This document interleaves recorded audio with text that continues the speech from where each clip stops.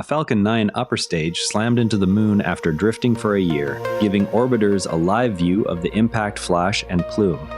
This is Fascinating Frontiers, episode 153. Scientists verified that the Falcon 9 second stage from the January 2025 lunar lander mission struck the lunar surface on August 5th as orbital models had forecast.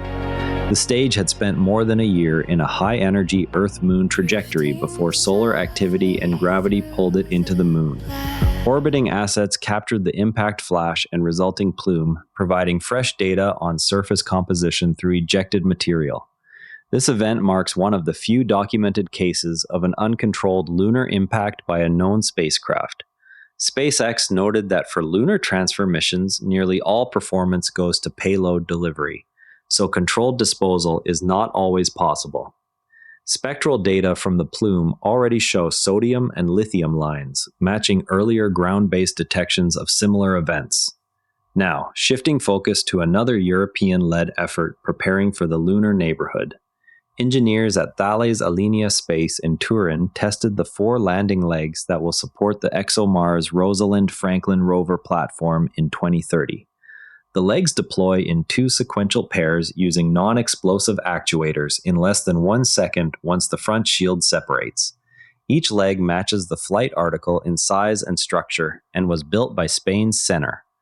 The test confirms the mechanism works after months of storage in deep space.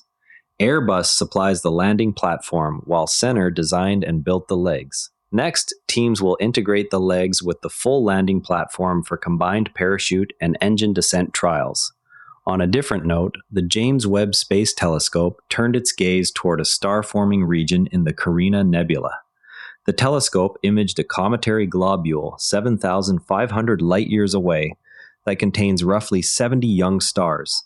The brightest member is an O-type star about 19 times the Sun's mass, and the cluster is estimated at 1.3 million years old. Webb's near-infrared camera penetrated the surrounding dust to show circumstellar disks still embedded around many of the stars. Eta Carinae, 39 light-years northwest on the sky, supplies the intense radiation that helps shape the globule's tail. The treasure chest spans part of the larger 260 light-year Carina Nebula, the nearest high-mass star-forming region in the galaxy. Next up, new solar observations bring fine magnetic details into view from the ground. The latest high-resolution solar image shows fine-scale magnetic structures that appear to drive rapid changes in the Sun's surface. The observation captures instability in the magnetic field on scales smaller than previously resolved from the ground. Researchers are using the data to study how these features contribute to solar flares and coronal heating. The image was released as Astronomy Picture of the Day for August 6th.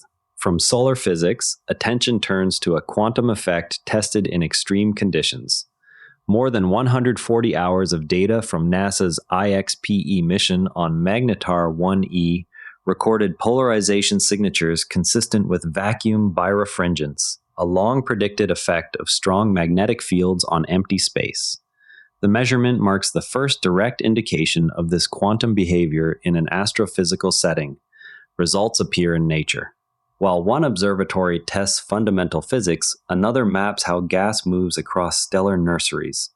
Astronomers mapping the Monosaurus R2 hub filament system found that low-density gas surrounding dense filaments flows inward and replenishes the material available for star formation.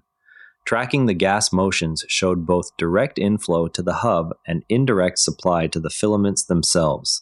In the Monosaurus R2 region, astronomers tracked gas flows across distances comparable to the width of a large terrestrial country, yet the material moves at only a few kilometers per second. Low-density gas that once seemed too thin to matter is now seen streaming inward, both directly toward the central hub and sideways into the dense filaments that already contain most of the star-forming cores. Over roughly 1 million years, this diffuse reservoir can supply enough mass to build stars 10 or more times the Sun's mass without requiring the filaments to grow solely by internal collapse. The measurements come from mapping velocity gradients across the entire hub filament network rather than isolated dense peaks. The finding forces a re-evaluation of how much raw material is truly available in any given stellar nursery. The remaining puzzle is why some hubs convert this extra gas into stars efficiently, while others appear to stall despite similar inflows. Turning now to a nearby super-Earth under fresh scrutiny. Researchers are analyzing new observations of the super-Earth LHS 1140b to assess whether it retains an atmosphere and liquid water. The planet orbits a nearby red dwarf and has been flagged as one of the most promising targets for atmospheric characterization. Further transit spectroscopy is scheduled with current facilities, shifting to an annual sky event visible to many observers. The annual shower has been active since early July and will reach maximum on the night of August 12 into the morning of August 13. Observers worldwide can watch the display under dark skies, with rates expected to remain elevated through the end of August. NASA is providing viewing tips and live coverage. On a different scale, a runaway black hole is revealing past galactic events. The object RBH-1 is racing through space after being ejected from its host galaxy, likely during a past merger event. Its trajectory and speed allow astronomers to reconstruct the dynamics of that earlier collision. Continued monitoring will help map the black hole's path and any remaining bound stars.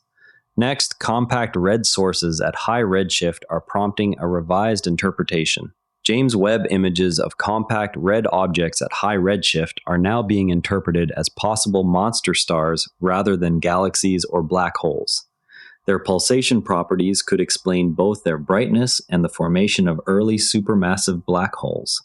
Additional spectroscopy is underway to test the model, moving to agency-level agreements that keep crews in orbit. The two agencies will continue swapping seats on Soyuz and Crew Dragon flights to maintain continuous station presence. The new deal does not yet cover Boeing's Starliner spacecraft. Both sides are still discussing how future commercial vehicles might fit into the barter system. From established partnerships, attention shifts to a commercial test issue. Investigators determined that a valve inside the BE-4 engine caused the May static fire failure of the New Glenn rocket. The finding points to a specific component rather than a broader design issue. Engineers are now addressing the valve design before the next test campaign. Finally, one nation is expanding its international reach in space. Government and industry leaders outlined plans to grow international collaboration in satellite manufacturing, launch services, and data applications. The strategy builds on recent successful missions and aims to attract more foreign investment and joint projects. Keep an eye on upcoming combined landing system trials for the ExoMars platform and fresh transit spectroscopy data on LHS 1140b. That's fascinating frontiers for today. If you enjoyed this, a rating or review on Apple Podcasts or Spotify really helps new listeners find the show. I'm Patrick in Vancouver. Thanks for exploring with me, and I'll see you next time. And if you'd rather watch than listen, find us on YouTube at NERA Network. Links in the show notes. And before you go, this show is part of the NERA Network, a family of daily podcasts on tech, science, and markets, each one a short, sharp briefing you can finish on the commute. If today earned its place in your feed, here's your next listen. Tesla Shorts Time, your daily deep dive into everything Tesla. Find every show free at neranetwork.com. And on the website, every episode's visuals live in our free image gallery at neranetwork.com/gallery. Royalty-free under Creative Commons, download with attribution. This episode used AI voice synthesis of my voice. Editorial selection and analysis are my own.